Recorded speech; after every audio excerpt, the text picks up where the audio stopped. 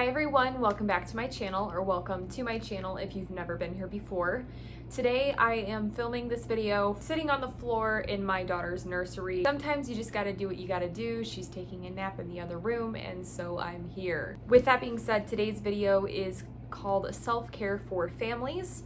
I'm going to talk about a couple different ways that you can manage some self-care emotionally, spiritually, physically, mentally, practically, and socially. I think it is super important to have self-care not just for yourself but also for your family, and that's why I'm making this video. All right, so let's start with emotional self-care for families.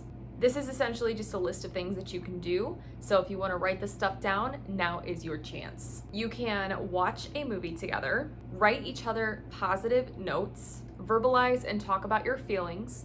You can even set your kids aside at the end of the day and ask them what was good out of their day. Draw self-portraits, make sure you say I love you, try a new craft, do a sing-along, and tell jokes. Physically, there are things you can do as self-care for you and your family. You could go for a walk, have a dance party, you could do a family bike ride, take a hike, go roller skating, play tag, play kickball. One of our favorite things to do is play ultimate frisbee, so you could throw the frisbee around. Look up kids yoga and do it with them. If you have video games that are interactive like the Wii or DDR, you can do those kinds of games with them. It gets them up and moving, but it keeps you in the house, so it's the best of both worlds. Or you could even play hide and seek, which is a game that is a classic. All right, so spiritually, this is a super important one because it's internal. You could write a gratitude list. You wanna make them think about what it is that they're thankful for. Just go outside, get some fresh air. It honestly helps your spirit.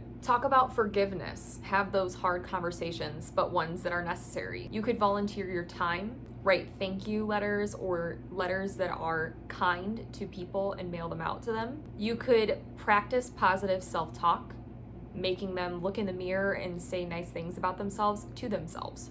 All right, mental self-care. You could do this by reading together, drawing pictures together, or coloring. Kids meditation with the music or singing with music. Find shapes in clouds or constellations and stars. Go on a walk out in nature and do a scavenger hunt.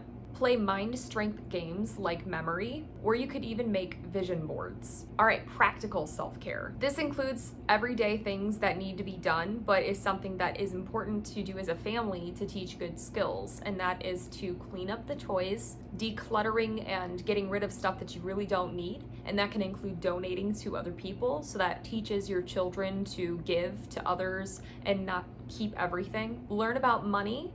Keep a weekly budget with the family, make a grocery list together, assign chores that are practical for your child, sit down with them about their homework and studies and try to touch base on how they're doing with school. And it's so important to have a morning and night routine to some extent. Not every day is going to be the same, but having some kind of routine is really important. Last but not least, is social self-care. Playing at a park is very important because you can interact with other people that might be there. You could join a club or take your kids to some kind of activity. Calling or visiting relatives. FaceTime is a great in-between if you don't have the time to travel. Host a sleepover. Play board games with the family, having family game night, sitting down and eating dinner together, talking with your children about how to be a good friend. Or you could just invite their friends over. If they are struggling with having friends, if you have anyone that has children that are around the same age as them, that could also be a great alternative. All right, everyone, so these are just a couple of ways in different aspects of self-care that we can remind ourselves as a family, as parents, or even just for your children to keep that self-care in check. I hope this helped you guys. If you haven't already, please subscribe to my channel. I upload a new video every Monday and Thursday mornings at 8 a.m. Central Standard Time. And as I always say, stay sassy. Bye, everyone.